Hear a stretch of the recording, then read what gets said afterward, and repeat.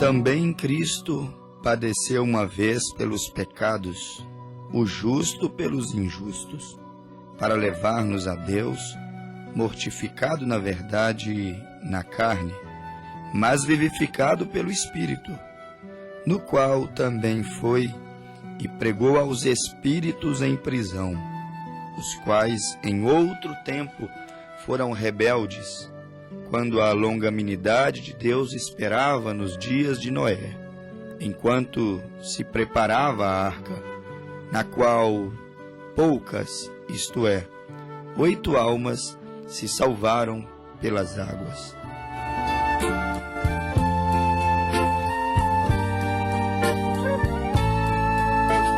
Cristo e eu aqui andamos juntos. Ele supriu nada, que sou eu. Nesta caminhada eu e ele, mas refúgio em glória ao que venceu.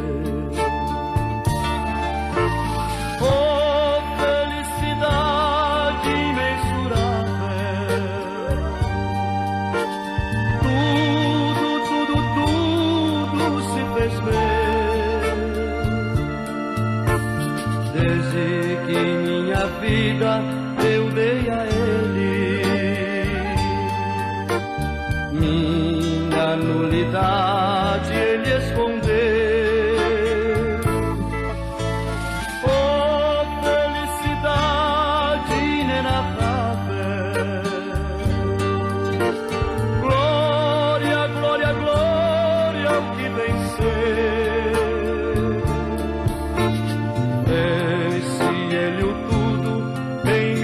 Vida, minha nulidade Ele escondeu.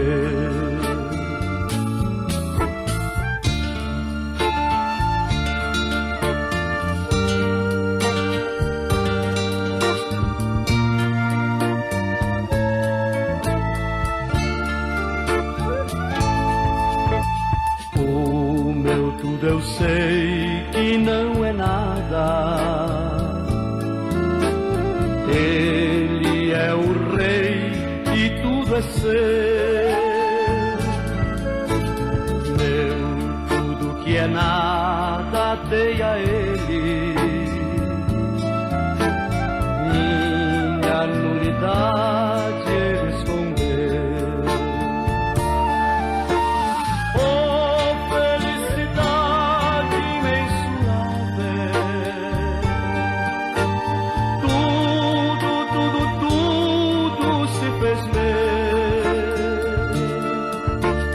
Desde que minha vida dei a Ele,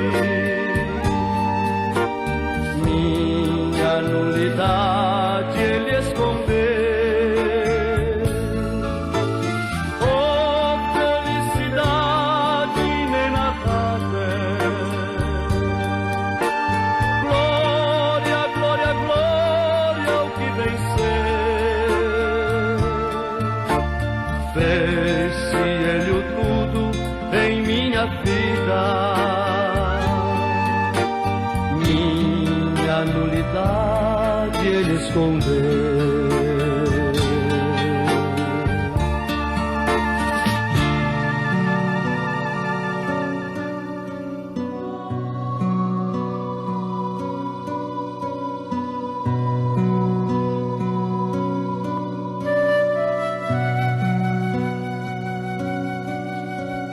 Renuncio a minha vontade, Senhor, para fazer a Tua vontade.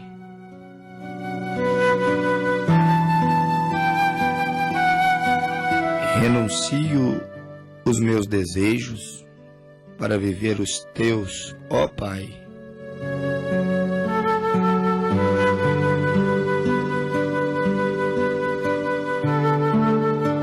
E por que faço isto?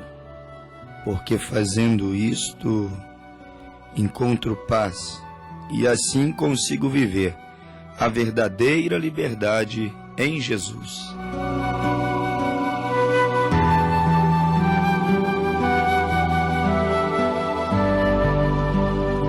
como um homem, como um cristão, como um filho de Deus chamado para servi-lo, e não só chamado, mas também escolhido, porque Jesus disse: são muitos os chamados, mas são poucos os escolhidos. Dentre tantos convocados, alguns poucos são de fato escalados, escolhidos. São muitos os chamados, mas poucos os escolhidos. E sendo um filho, sendo um cristão, e por que não dizer, sendo um homem, e talvez você diga: eu um jovem, eu um velho, eu uma moça, eu uma senhora, escolhida, predestinada por Deus, eu devo permanecer com aquela velha e antiquada Bíblia. Eu devo permanecer com apenas o que Deus disse em sua palavra. E isto não me importando com o que eu tenha que fazer ou o que eu tenha que deixar de fazer. Não me importando com o que eu tenho que renunciar.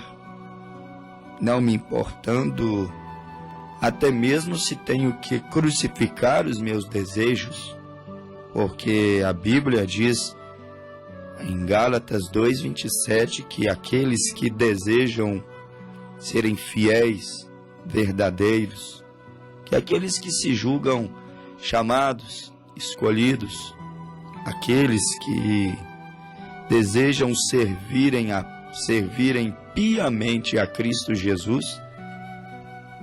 Paulo, escrevendo aos Gálatas, ele disse: estes crucificam a sua carne com as suas paixões.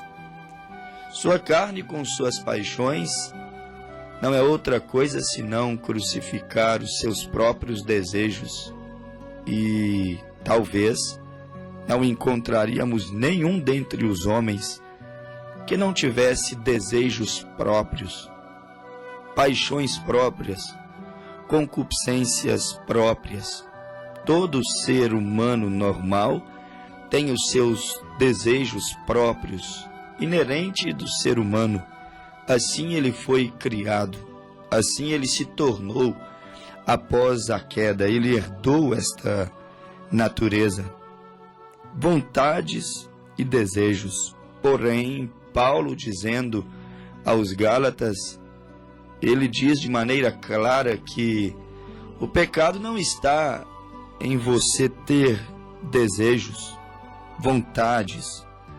O pecado está em não conseguir renunciar. Como abrimos a nossa programação com esta reflexão em oração: renuncio à minha vontade. Renunciando à minha vontade, renuncio o meu eu. Renunciando à minha vontade, então eu renuncio às minhas próprias concupiscências e desejos fortes. Renunciando à minha vontade, renunciando os meus desejos, então agora eu começo a viver a vontade do Senhor, os desejos do Senhor para a vida de um chamado escolhido por Deus. E é desta maneira que o verdadeiro cristão vai encontrando paz. Desta maneira ele vai descobrindo e vai vivenciando no dia a dia aquilo que nós chamamos de a verdadeira liberdade em Jesus. Porque a Bíblia diz em 1 Coríntios 3,17: onde o Espírito de Deus habita, ali há liberdade. Não libertinagem, mas liberdade. E o cristão segue descobrindo a sua liberdade. O cristão segue descobrindo um prazer que somente o homem que recebe o Espírito de Deus pode provar, pode usufruir, desfrutar. O homem natural encontra o seu prazer, quem sabe, na cerveja, no uísque, nos drinks, nas noitadas. O homem carnal encontra o seu prazer, quem sabe, nas drogas, naquilo que Paulo disse que é concupiscência da carne, concupiscência dos olhos e soberba da vida.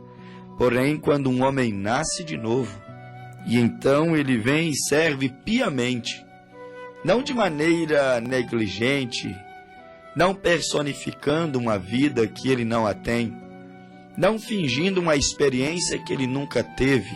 Não, aquele que serve piamente a Cristo Jesus, então renuncia à concupiscência dos seus olhos, de sua carne e à soberba de sua própria vida.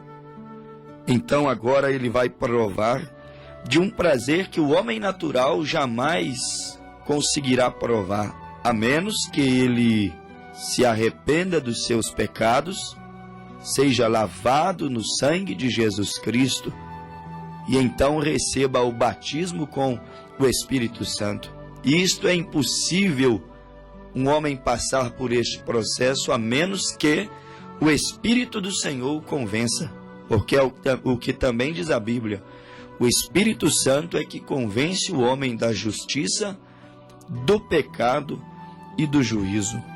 Como é prazerosa a vida com Jesus, renunciando suas vontades, renunciando os seus desejos e vivendo a vontade e os desejos, os anseios, o gosto de Deus, provando de uma vida infinita. E aí você renuncia a sua vida finita, limitada, frágil. Como é frágil a vida do ser humano.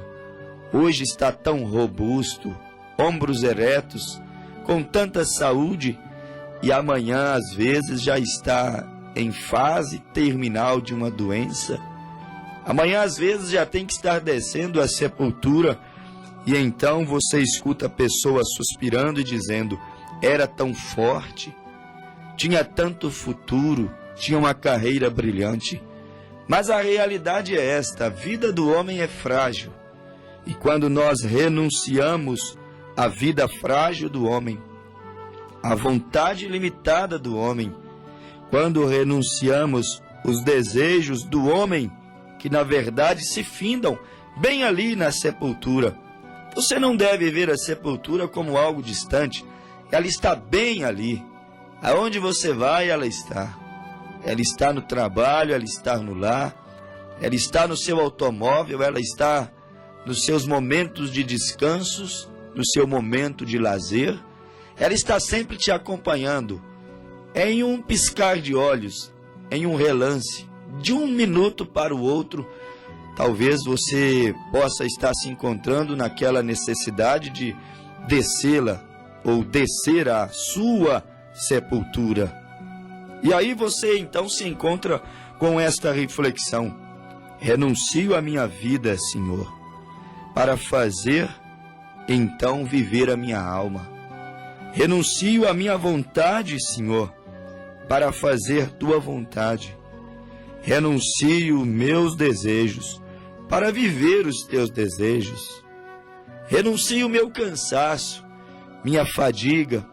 Renuncio as minhas tristezas, renuncio o meu desânimo, Senhor, para viver o teu ânimo. Renuncio, Senhor. Poderíamos falar a Ele agora em palavras de oração. Renuncio, Senhor, meus desejos, porque quero viver os teus desejos. Renuncio, Senhor, as minhas tristezas, porque quero viver as tuas alegrias. E mesmo também as tuas tristezas, porque muitas vezes, ó Senhor, sei que o Senhor se encontra triste com a humanidade, se encontra triste com as religiões, se encontra triste, Senhor, com os líderes, se encontra triste com a nossa nova e moderna ordem de conduta familiar, conduta moral. se encontra triste, angustiado com as nossas leis que nós mesmos estabelecemos, com a nossa evolução que nós mesmos estamos criando e evoluindo, e assim vamos destruindo a nós mesmos. Senhor, renuncio tudo que sou, porque quero ser o que o Senhor é. Assim me entrego em espírito e me perco no mundo espiritual invisível que ninguém pode ver. E assim então vou entendendo o sentido da minha existência. E assim então, ó Pai, falo com o Senhor em oração, sabendo que estas palavras chegam agora no coração de muitos ouvintes, Senhor. E quem sabe alguém esteja também chorando comigo nesta hora, desejando a mesma coisa. Aquele que perder a sua vida por amor a mim, achá-la-á. Mas aquele que ganhar a sua vida, perdê-la-á. Senhor, perdo agora a minha vida, os meus desejos, os meus intentos. Crucifico as minhas vontades para achar então a tua vontade e usufruir de tua vida. É assim, meu amigo ouvinte, a trajetória de um verdadeiro cristão que renunciou à sua vida. É assim a trajetória daquele homem, daquela mulher, daquela igreja, que entregou completamente os seus passos nas mãos de Deus. Ele encontra paz e vive a verdadeira liberdade. Mas, pelo outro lado, você também encontra essa grande verdade, a Bíblia Sagrada, esta grande verdade, o Evangelho. Pelo outro lado, você encontra esta grande verdade, meus amados ouvintes. Se por um lado ela livra muitos da sepultura, que no inglês significa inferno, perdição. Se por um lado essa grande verdade liberta muitos do inferno, do Hades, do lugar de tormento, pelo outro lado essa grande verdade prende muitos. A verdade, Jesus disse que ela traz vida, mas também traz morte, porque é a espada de dois gumes.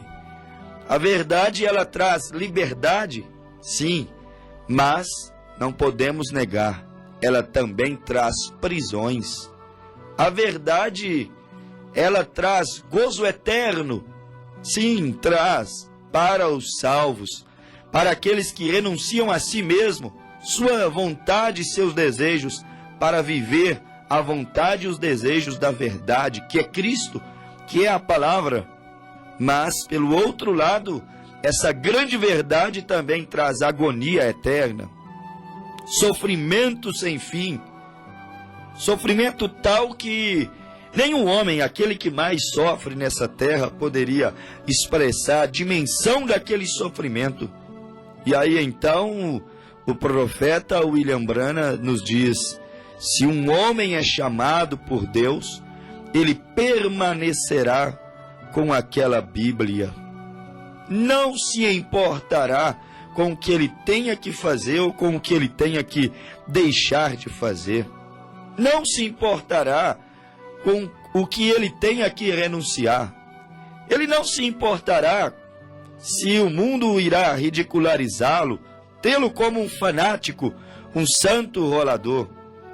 Ele não vai se importar se as pessoas o olhem, o observe diferente, o chame de antiquado, ultrapassado, porque ele não acompanha a modernidade, ele não acompanha as modas, porque ele não acompanha aquilo que o mundo morre para acompanhar, mata para acompanhar, se tornam corruptos para acompanhar, se vendem sua família, vendem a sua moral, vendem os seus filhos, vendem aquilo que mais tem, a sua integridade, para poder acompanhar a evolução, para manter o status, para manter uma aparência. O homem vende aquilo que tem, E às vezes, por algumas poucas negociações, ele vende até mesmo a sua alma.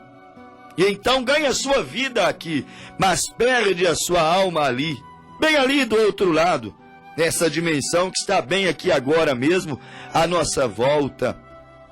E então o mensageiro de Deus, ele nos diz: não importa o que o homem chamado tenha que fazer ou deixar de fazer, ele, todavia, nunca vai se esquecer que a palavra de Deus é a verdade, e a verdade prende ou liberta.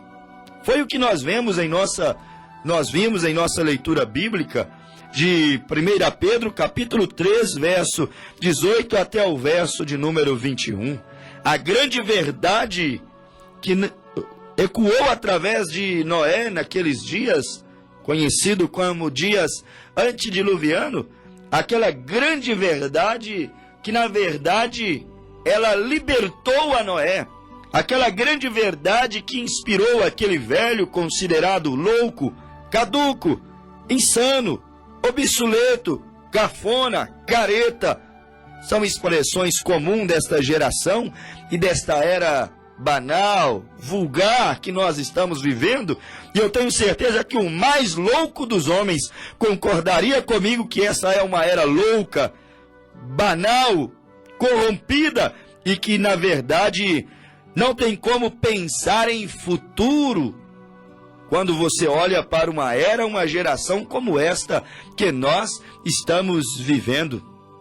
E agora você vê a verdade nos dias de Noé, libertando a Noé, dando liberdade a Noé, mas a liberdade que a verdade deu a Noé foi a liberdade para renunciar, a liberdade para deixar de viver os seus projetos e passar a viver os projetos de Deus. A liberdade que Deus deu a Noé foi para então parar de construir para si mesmo, porque ele tinha uma vida e construía para si. Qual é o homem que não constrói para si mesmo? Qual é o homem que não constrói para a sua própria família?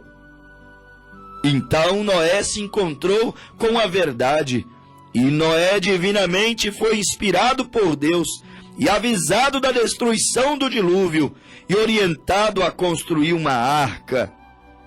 E ali agora nós encontramos, meu amigo ouvinte, um homem que recebeu a verdadeira liberdade, mas a liberdade era: renuncie agora os seus intentos, vontades, desejos, renuncie agora a sua própria vida, pare imediatamente de construir, de pensar, de trabalhar, de viver somente para si mesmo e venha agora construir. Venha agora trabalhar, venha agora pensar no projeto que eu mesmo quero te dar, o projeto de salvação para todo aquele que crê, para todo aquele que conseguir ouvir a sua voz de advertência, para todo aquele que você conseguir convencer também a renunciar à sua vontade, os seus desejos, suas próprias vidas, seus próprios intentos.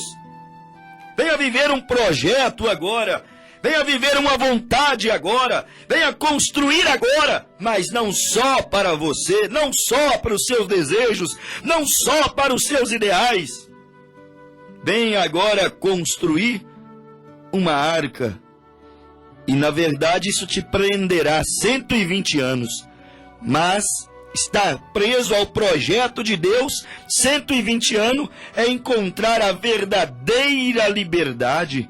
Estar preso em Deus, estar preso na palavra, estar preso no que é sagrado, estar preso ao Espírito Santo, meu amigo ouvinte, é a verdadeira liberdade. Quando estamos presos em Deus, não estamos presos no pecado, não estamos presos a homens, não estamos presos a religiões. Quando estamos presos em Deus, presos no Espírito, presos no projeto de Deus, preso no desejo, na vontade, preso na vida de Deus, então não estamos presos em nossa própria vida carnal, finita, limitada, que muitas vezes vai até até a sepultura apenas.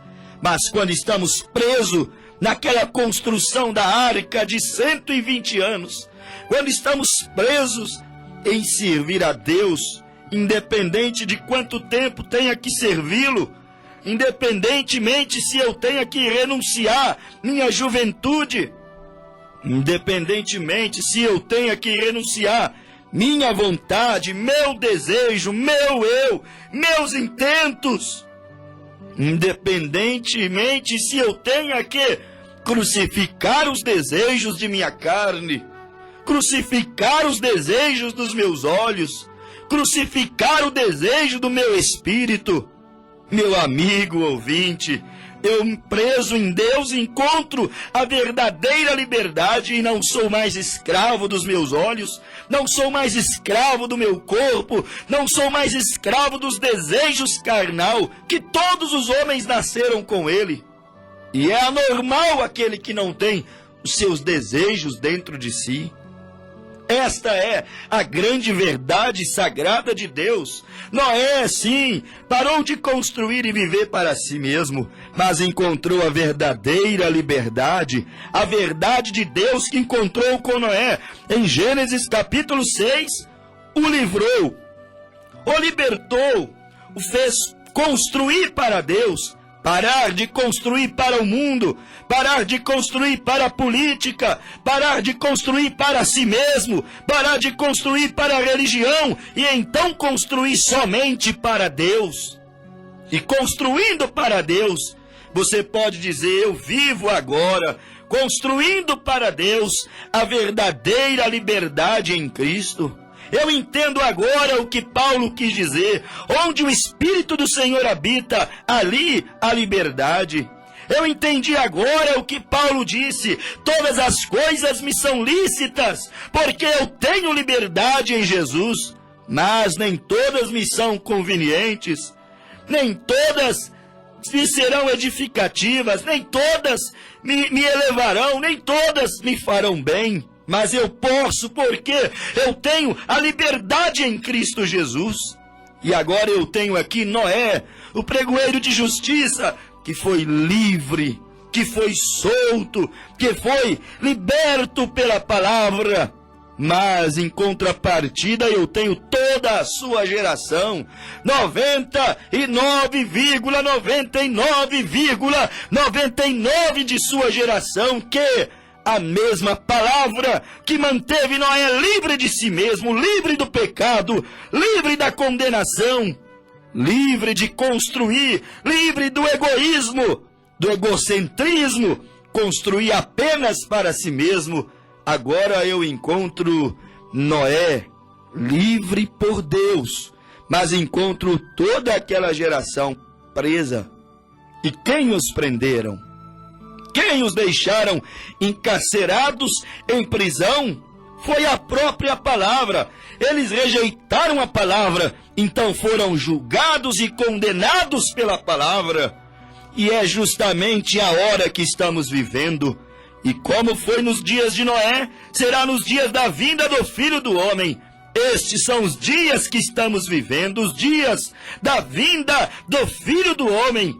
E agora mesmo nós também temos uma geração presa, geração religiosa, igrejas, muitos que professam fé em Deus como professavam nos dias de Noé, porém eram pessoas que estavam presas, Noé livre, e sendo chamado de prisioneiro, porque gastou toda a sua vida, toda a sua saúde, todo o seu dinheiro na construção de um barco, de uma arca.